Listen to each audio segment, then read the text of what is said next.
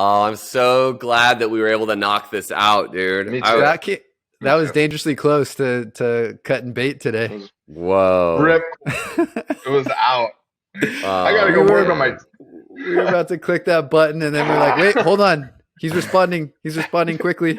You just had to tell me about our deals that we had to go over. All of a sudden, I'm gonna call you about that deal. Yeah.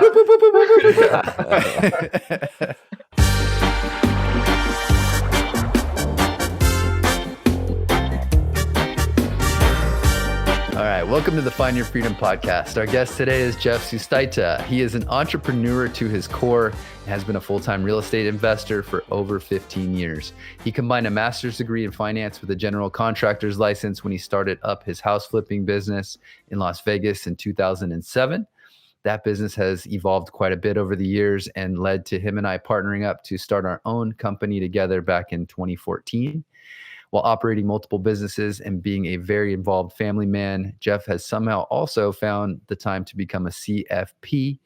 On today's episode, we'll be discussing raising capital for real estate ventures, adapting to inevitable changes in market conditions, work-life balance, and so much more.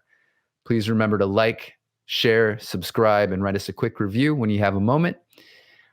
We appreciate you guys getting the word out about the Find Your Freedom podcast. Welcome to the Find Your Freedom podcast, Jeff. Yo. Welcome to the podcast, Jeff. Thank you, fellas. Appreciate you having me.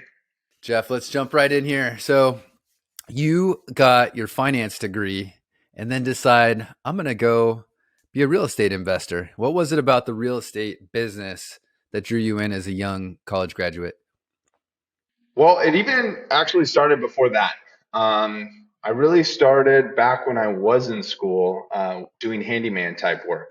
So I was always drawn to working with my hands, working for myself, having some flexibility, and really real estate offered that. So when I was in college, I was doing handyman work on the side.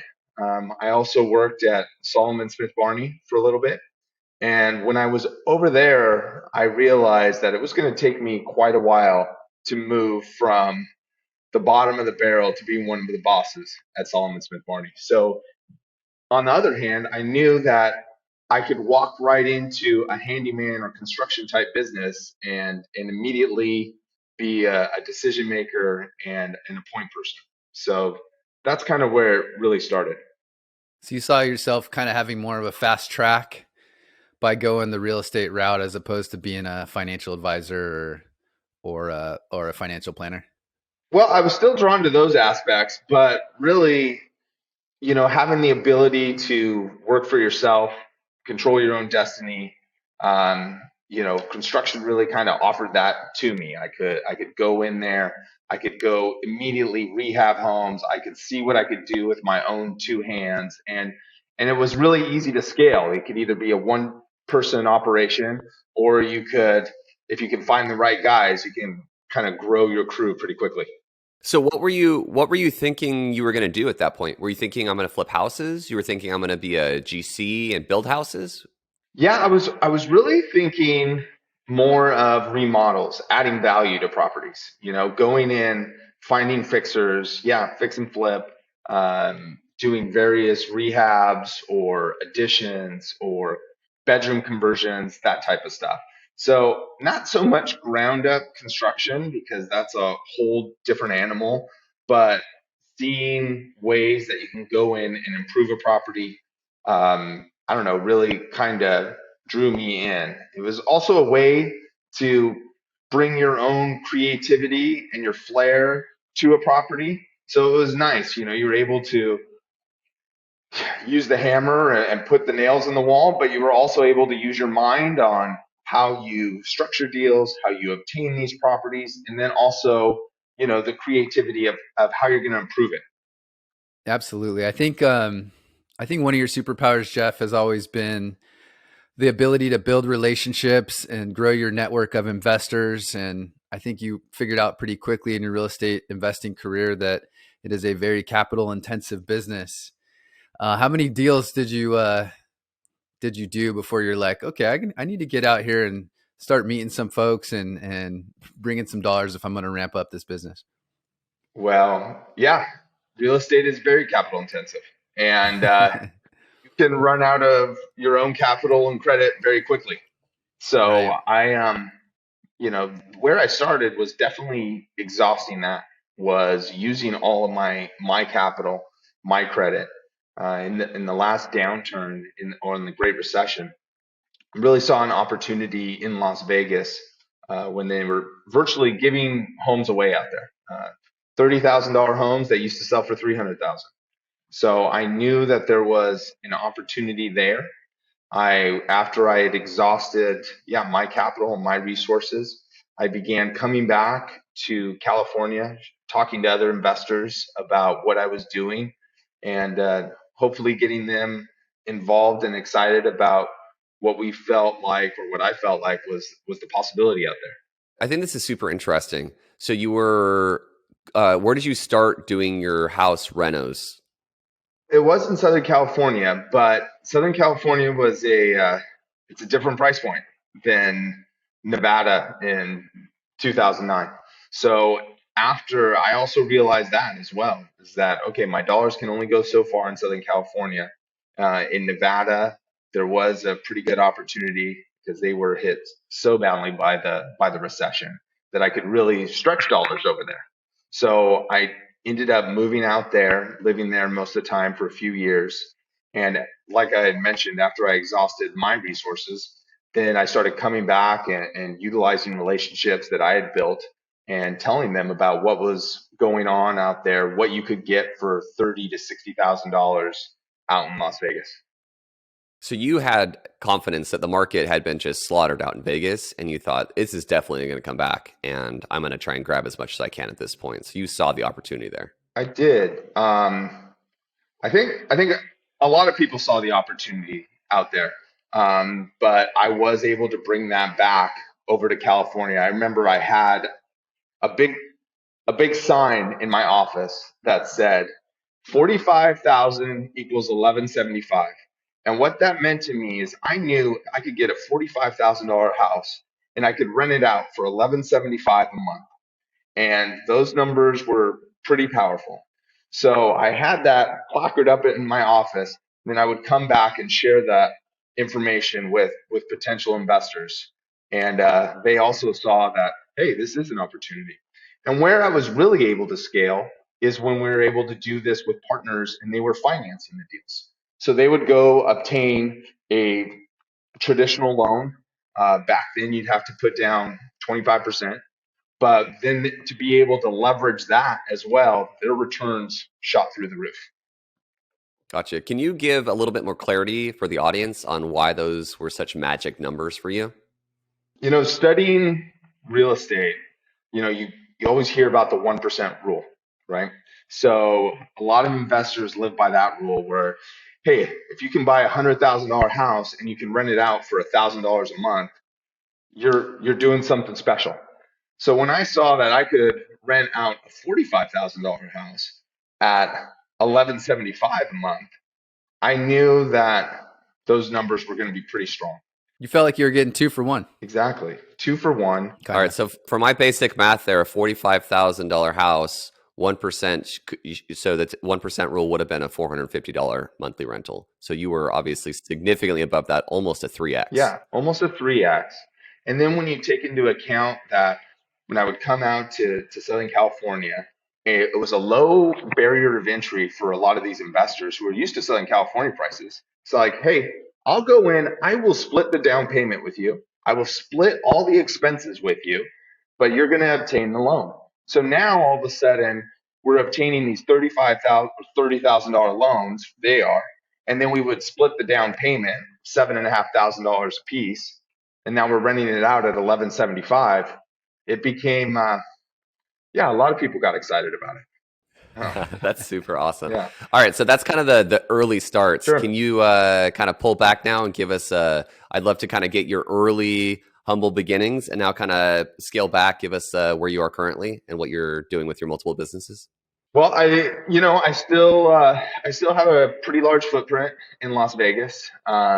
It's worked out well for me. I've hold on to all my personal rentals out there. Over the years, it has been time to unwind some of the different partnerships and liquidate. And I've used those funds to go ahead and help kickstart some other businesses that we have.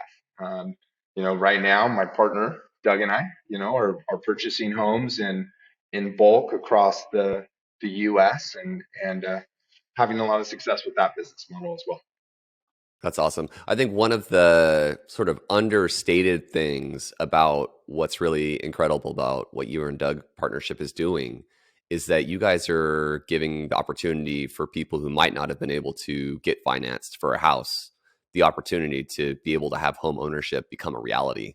Can you talk a little bit about how that business concept came to fruition?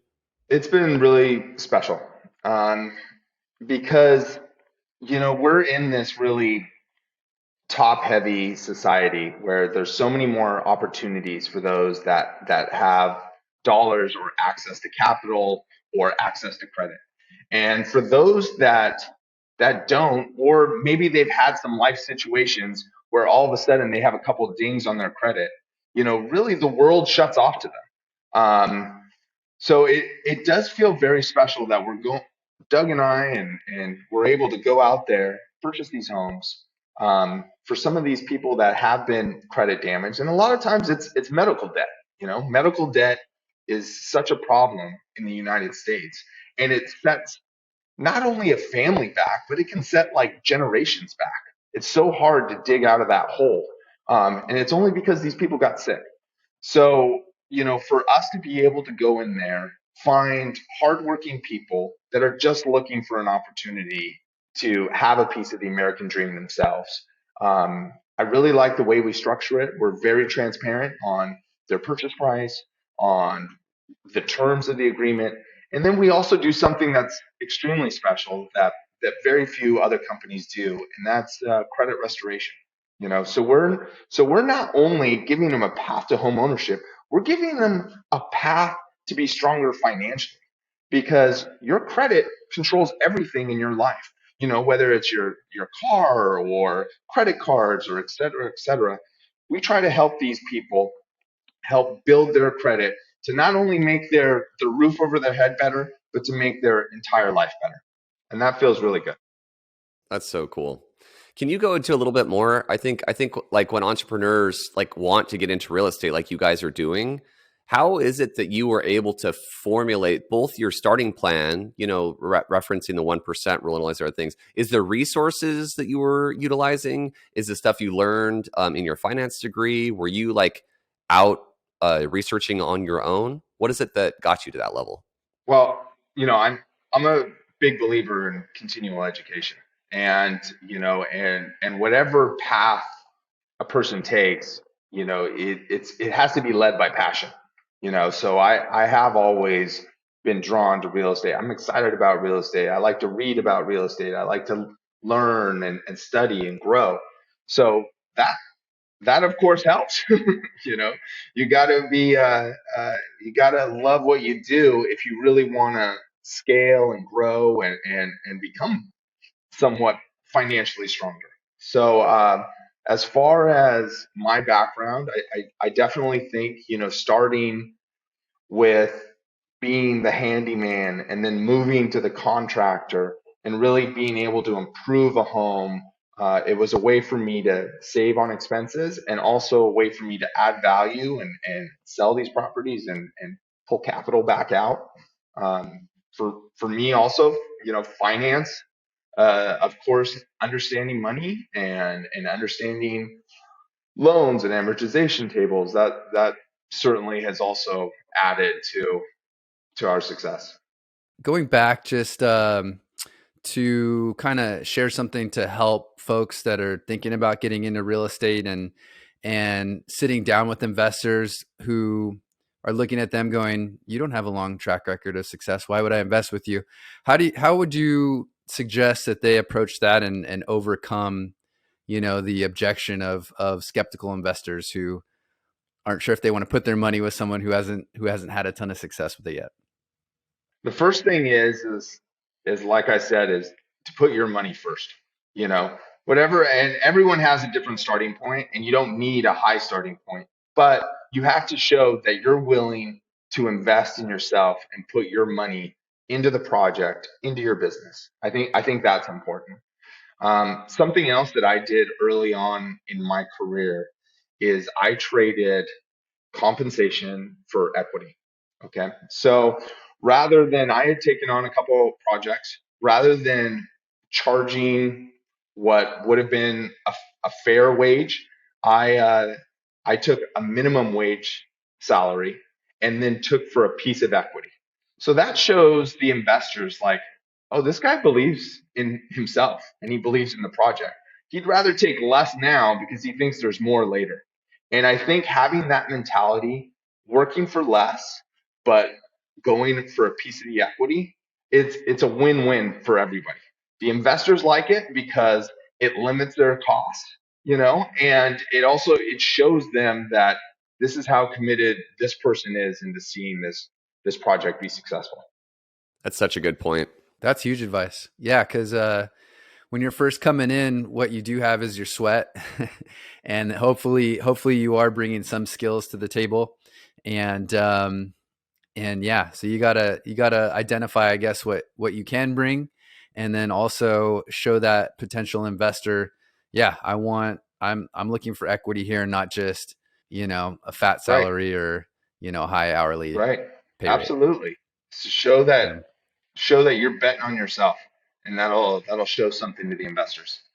That kind of takes me back, Jeff, a little bit to when we first started working together, and the first couple times that we met. I think I've shared a little bit on previous podcast episodes about what that was like. Would you share a little bit about how that was from your perspective? How I approached you, and how we ended up kind of forming what we put together? Well, after as the market shifted and REOs and foreclosures became, less obtainable, I was fortunate enough to get exposed to non-performing notes. And what non-performing notes are mortgages where the borrower stopped paying.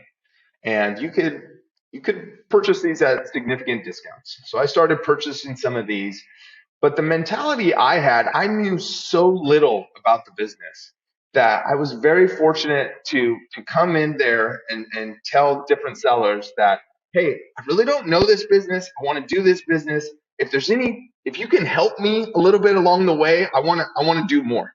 And you were someone on the corporate side that I met pretty early on, and you were kind enough to share with me on ways to monetize those assets. And you really helped me grow as an investor and as someone who works in that space on like, okay, this is how I create win-win scenarios. I felt like that was really something that you did really well is I got to help these borrowers get out of this bad situation, but I also have an obligation to my employer to make sure that it works for everybody. And you helped share with me on the best ways of doing it, and I started buying assets through you. So um, after I started buying some assets through you, I remember you came up to me one year and was like, "Hey Jeff, I'm thinking about leaving corporate. What do you think about us teaming up together?" And I was like, "Whoa, like, are you sure you want to get rid of your job?" I was a little hesitant because I thought you were coming at me with, "Hey, I want you to hire me," and that couldn't have been further from the truth. A year went by, and then you did leave corporate. And what I was really impressed with is that you came back to me and said, "Hey, I'm no longer working at this company. I want to see if we can get a partnership together." But you didn't ask me for a job. You asked me like, "Hey, I'm going to go in there and add value to your portfolio. And if there's some compensation there, that works out for both sides." And I think that is really kind of another different type of mindset where, again, you were asking for a piece of the profit versus just asking for a salary where there was an unknown on how successful you would be. So another good tip for your listeners is that's another way to do it. It's like, hey, I'm not asking for anything right now. Let's see this thing through, and if it works out for everyone, then let's work out this compensation package. Yeah. Yeah, I Yeah. look back on that pretty fondly. And I remember too, one of the things that stood out, and I'll probably never forget, is I felt like there was a bit of an imbalance when we sat down, because you already, you were off to the races, and I was wanting to kind of follow in your footsteps a bit, and to go out on my own and do what you were doing. And so I felt like when we sat down, you had an opportunity to probably negotiate a different deal where you're getting more and I'm taking less. And you didn't. You insisted that we go in as equal partners. And I think for people out there listening, when you're forming these partnerships, it's not always going to work out to have it be 50-50. But if you're able to, it really sets you off on a good path to start, because both people come into it feeling like, okay, we're in this together, and there's no, resentment that may come from feeling like one person is above the other. Yeah, I had already established quite a few partnerships prior to us. So I had some bumps and bruises from those that didn't work out the way we both wanted it to, and then I also had some amazing home runs and special relationships that continue to this day. And I do remember that day, and you came and said, "Hey, let's be 60-40. You're 60, I'll be 40." And I knew from us working together, hey, this man's going to bring a lot of value to what he's doing. I'm not looking to carry him. We're going to do this together. And if we're going to do this together, let's do it 50-50, because that felt fair to me. I knew you would, of course, appreciate the extra 10%. And I didn't want to come back looking at that because of my experience with other partnerships. I didn't want you to come back a few years later and feel an imbalance. And yeah, that was a really good decision on both of our sides. I think that's such a valuable nugget, and I think it's kind of a consistent theme that we've heard from a few of our guests now, is that uh, Doug had become an expert in his specific arena. You were an expert in your arena, and that's kind of the basis of how this partnership worked out. And I think that's really important for the audience to really absorb, is that a lot of these successful businesses and partnerships work out because the specific people became experts in what they were bringing, and they brought massive value to it. Jeff became an expert by, self-taught, going through the grunt work of, doing the construction, flipping the houses, getting involved, and then doing his own research, building the finance background to understand this, really incredible creative financing that he was able to come up with. Doug had this really strong background that he learned from a corporate job of actually working the non-performing notes and the assets, and liquidating them. And then together, you guys form this alliance of both of you have this really cool expertise that just fit perfectly together. And I think that's such an important basis for people to understand that a lot of these successful businesses grow out of people becoming experts. And it doesn't happen accidentally. You have to go out and learn things, and really be assertive to do this on your own.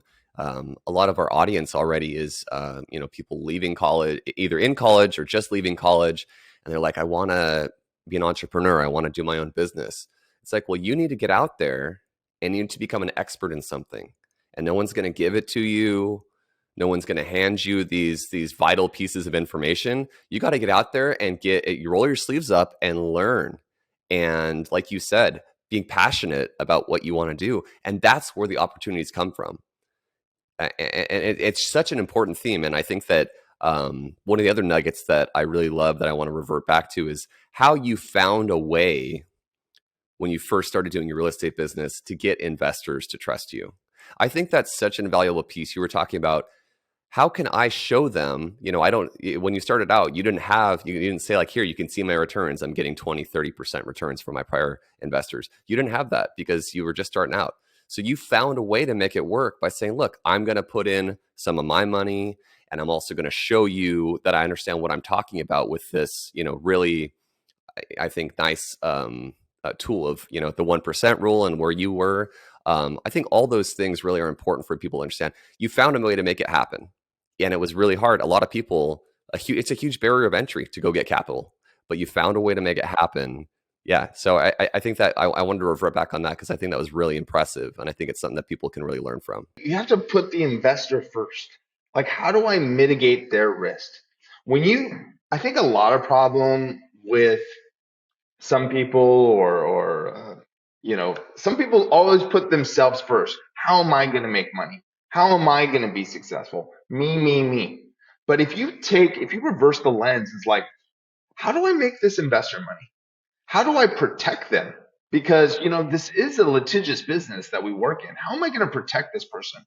They're trusting me with whether it's $7,000 or $1 million. I am a steward of that money. And so how am I going to protect them? And if you are transparent with your investors on like, this is how I'm going to protect you. This is me in the trenches with you, it's knowing I'm not putting you on an island and you're taking on the liability. We're in this together, but this is how I'm going to protect your capital and protect our business. I think that's something that's important. When you put other people first, all of a sudden, so many doors open up. I put the investor first, all of a sudden capital starts coming in. I put the lease to own homeowner first, and all of a sudden we have these amazing portfolio of people that are aspiring to become homeowners. So how do I help this delinquent borrower because they have so much stress on their plate because they're X months behind on their mortgage? Put yourself in their position, and all of a sudden, like, the answers start coming to you. That's awesome. Yeah, definitely. It seems like if I had money and you came to me, all the things you're saying would be all the bells that I'd be looking for. How am I going to be protected? What are you going to be putting in? Like, these are all like key words that I can understand every investor would be hearing and saying like, yeah, this guy's saying the right things and he's backing it up with all the setup. It's awesome. One of the other things that I loved hearing about you from Doug a few years back was I know you were managing multiple businesses. You're super involved in your three beautiful children's lives. And then Doug was like, oh, yeah, he's close to finishing his certified financial planner certification.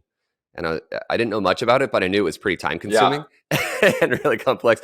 So I was wondering if you could go into a little bit about sort of to teach our audience what that is and what you went through to get it and why did you get it? First of all, it was a lot more work than I anticipated, so I will say that. But, at the time, like I said, I've always been drawn to continual education. I love studying finance and studying how money works.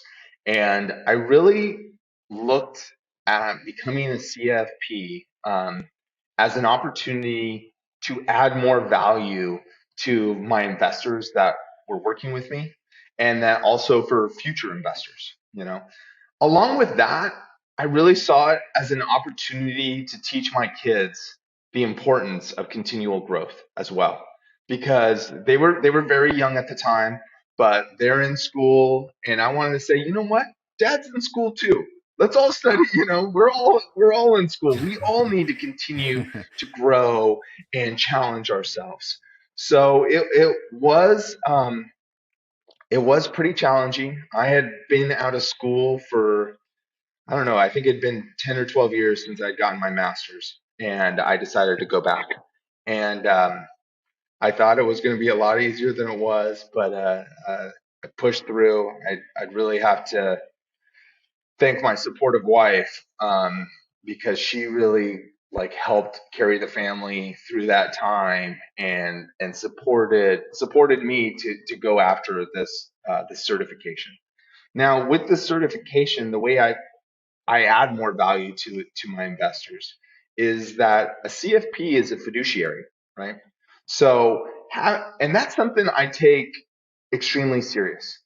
People are entrusting me with large sums of money. And so it's important that they know that I am a fiduciary. I am registered with the state. There is a governing board. And I am continually putting time and effort into my education because there are CE classes that you have to do every year.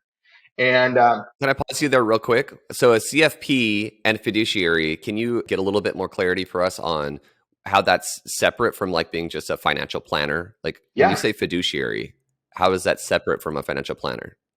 there's so many topics of financial planner. Are they a certified financial planner? Those are certainly fiduciaries, meaning you have to put your clients or your investors' interests above your own. Okay. So you are a steward with their money, and then you have to be transparent and clear that this is what I'm doing with your money. This is how I'm protecting you. And I was already doing these things already. And that's the only way you can scale a business is by being transparent and by putting other people first.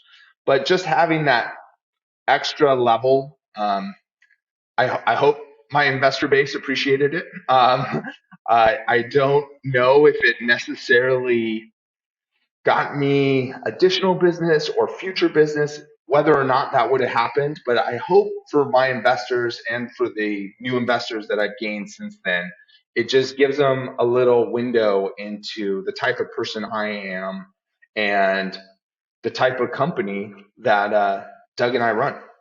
That's awesome. Thanks for expanding on that. I appreciate it. I think it's a really important piece of, what has made you so successful, continuing education and wanting to, be trustworthy and know the best things. I mean, you dedicated yourself to learn those things and it's paid off. And I think for your audience, showing that to their investors or to the people they work with, that having that growth mindset of continual improvement is important for them as well if they want to continue to scale their businesses, because you can't just rely on your degree that you got X years ago, you know, because those memories begin to fade. And the world changes so quickly. You have to continually feed yourself new information if you want to stay competitive.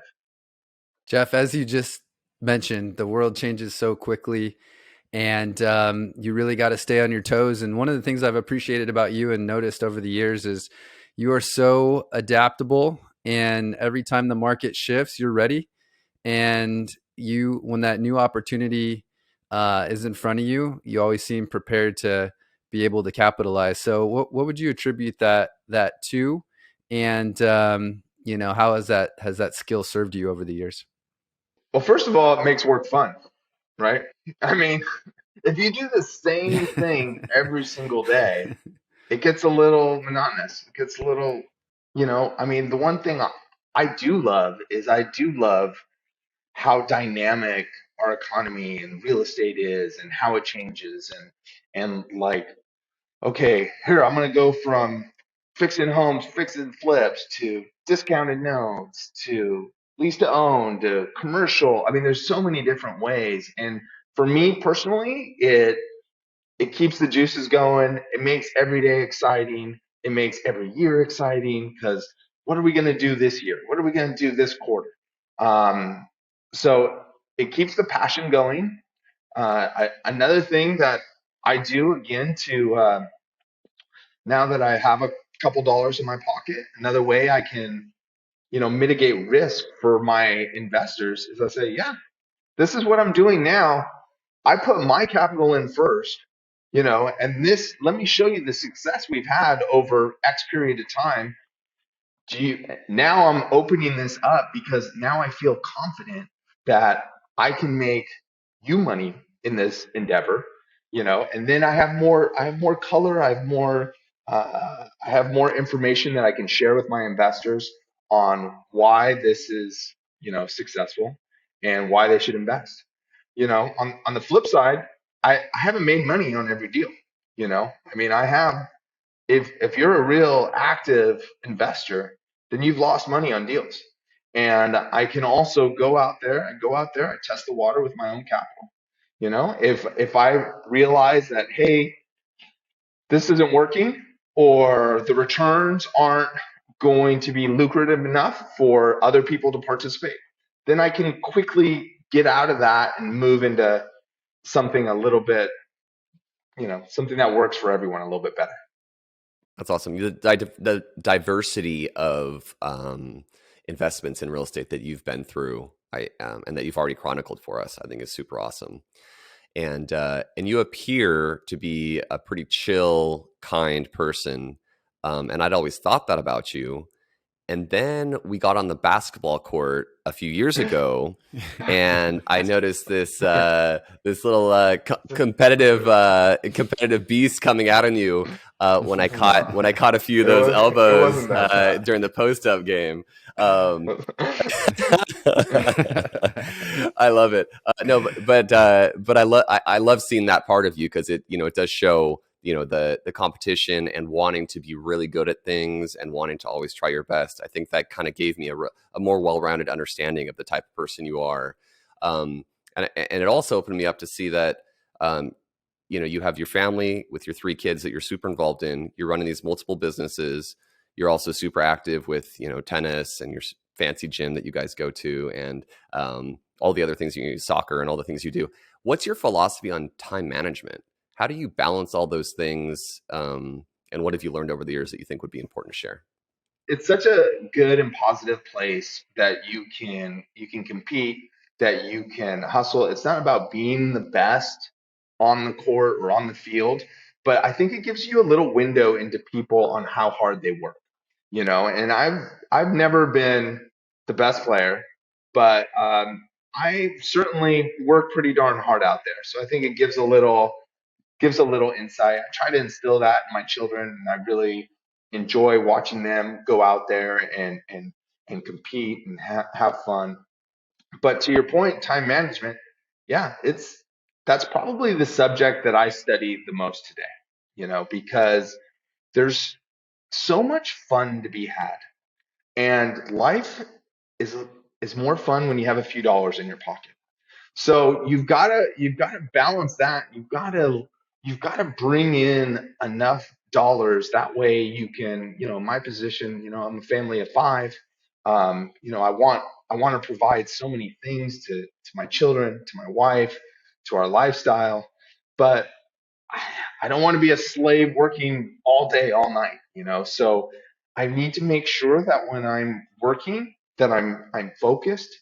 And the more I can dial in, focusing, being attentive, being completely consumed by the project in front of me, then it helps me do the same in my personal life. So then that way, when I'm out there with my daughters kicking the soccer ball, I'm not constantly looking at my phone or fielding emails. I can be 100% with them when I'm on the field with them, and then when I'm in front of the computer, I can focus, focus, focus, and try to be as efficient as I can. So then that way I can go out and have a little more fun.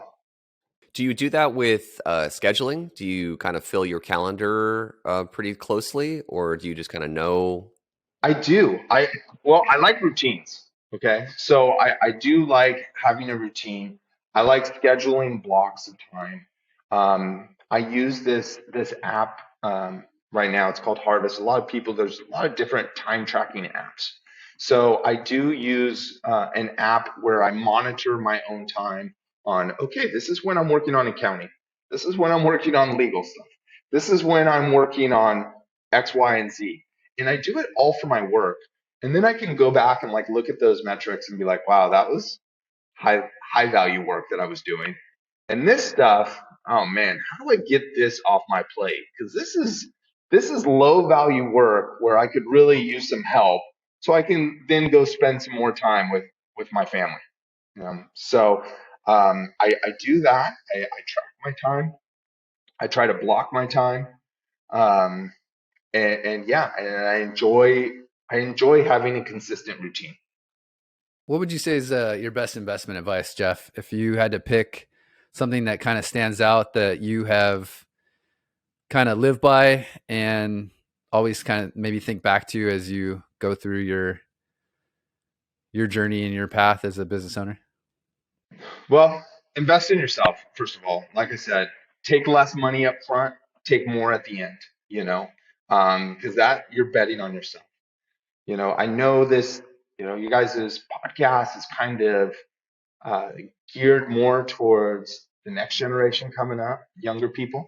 Um, I would I would encourage them to take chances. The earlier you can take chances, the better. Because it's hard. I'm 44 now, and it's harder to take chances than when I was 24 before I had a family. So when I was young, I was taking I was taking more chances because there's more time to recover, and it helps that learning curve so quickly. Because you make a couple mistakes, all of a sudden, with money that you've built up in your 20s, and you get bit a couple times, all of a sudden you become a guru pretty quickly because you're not going to let that happen again. You know, so be Yeah. fearless That's a really good point. when you're younger. Go out there, take chances, because life gets more expensive and there's more demands on your time as you age.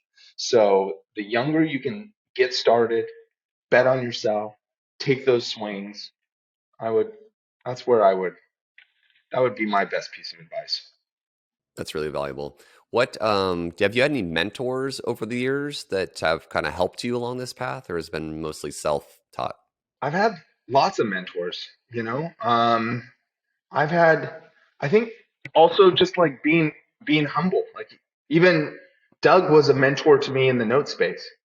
He's a few years younger than me, but he had more knowledge than I had. So I think being humble and being open to people of like, I'm a problem solver, but this is the first time I'm kind of seeing this. Uh, I think most people want to help. Most people want to see you succeed. So, coming in without an ego, telling people, asking people that have more years of experience on, hey, how do you think you would handle this situation? Or this is what I'm going through right now. I think it has really helped me. There's been quite a few mentors that I can say like help push me on this path. I think if I had to choose one, I would I'd have to thank my father. He has always been extremely supportive, and he's a first generation American, extremely hard worker, and I seen his work ethic.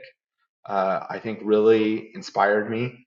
Um, Also, he's a dentist by trade, but he was also a very fearless business person. And I think he instilled what I had just relayed to the audience was take chances. And when I was on the fence about something like, do I do this? Do I not do it? He was always saying, just do it. Just do it. Yeah, I'd have to Do it, thank son. him for, Go I get it. like that. being an inspiration and mentor to me that I feel blessed to continue to lean on today. That's super cool. I like that. How would you define entrepreneurship? To be an entrepreneur is someone who controls their own destiny, really. Who you know who who takes life and says, you know what, I'm not gonna let this person decide my future. I'm gonna decide my future. So whether it's just a company of one, it's just you out there hustling, making it happen, or you have hundreds of employees. If you're the one that's controlling your own destiny and is the one that is pushing and making things happen, uh, those are the entrepreneurs. I love that. Awesome. So your arena, most of your life has been real estate. If you were back in your early 20s, is that the same path that you would take again? Or is there something now that you think is a better opportunity? Well, for me, I think you have to know your skill set, right? It's been amazing to see there's so many different ways to be successful, so many different businesses, so many amazing people. Understanding your skill set, what your passion is, where you want to be. If I was in my 20s, yeah, I'd go back to real estate. I also consider law. So those are the two areas that really got my juices going. But I think for anyone, find out what your skill set is, and then also what's going to be your passion. What drives you? Is it, is it programming? Is it startups? Is it medical? I mean, there's just so many different ways to do it. Awesome. What is it that you feel drives you and motivates you? I mean, right now it's, I still have a young family. So, I mean, certainly providing for them is a motivating factor. Being able to take vacations with them and expose the kids to, um, well, our wonderful country. We love going to national parks.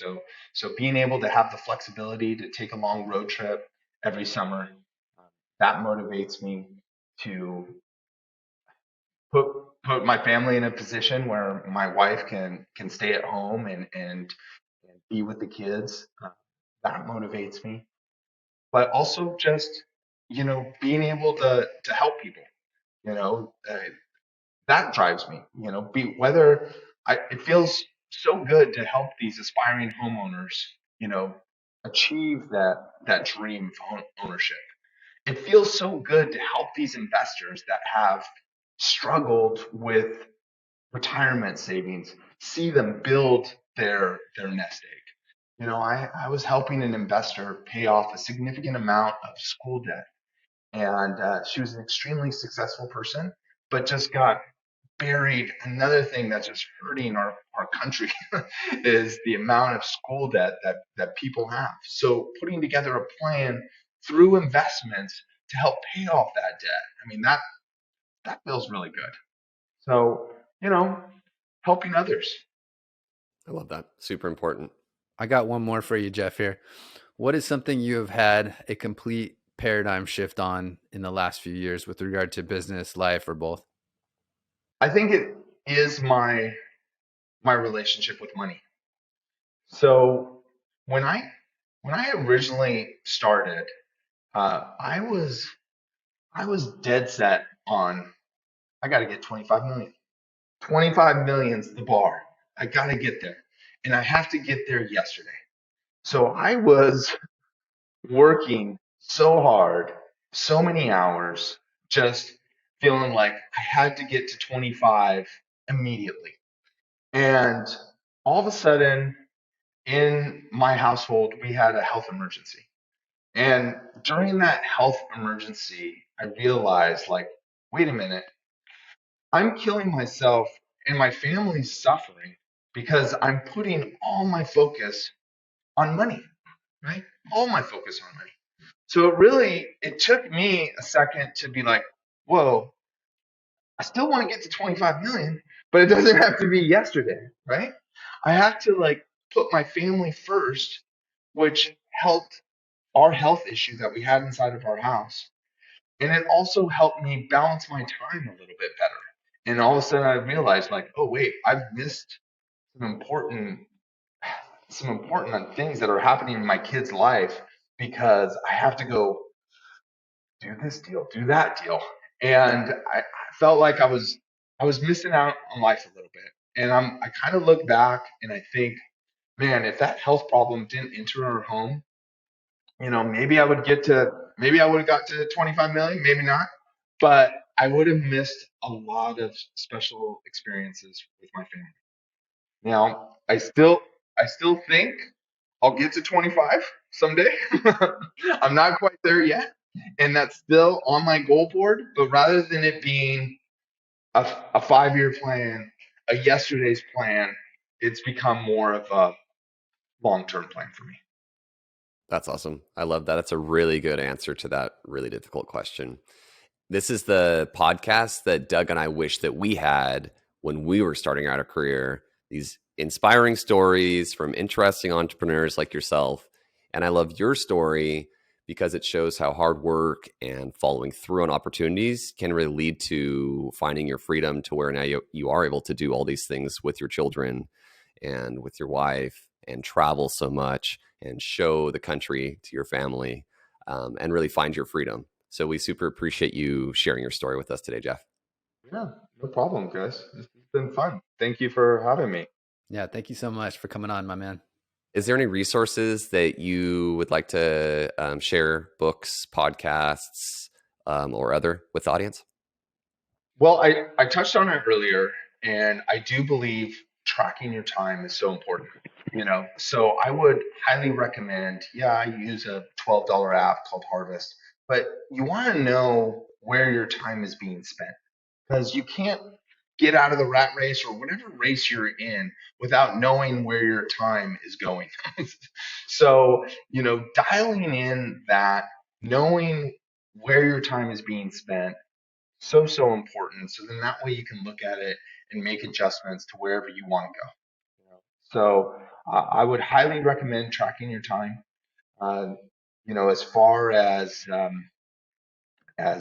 books, resources, one book that I love that you guys probably have read is Eat That Frog, and it's with Brian Tracy, and it's really trying. It's a mentality that I try to start every day with, and for those who haven't read the book or listened to the audio, it's really about taking on your hardest task first in the morning, because once you take on, we all have that task that's sitting back there that you don't want to get to.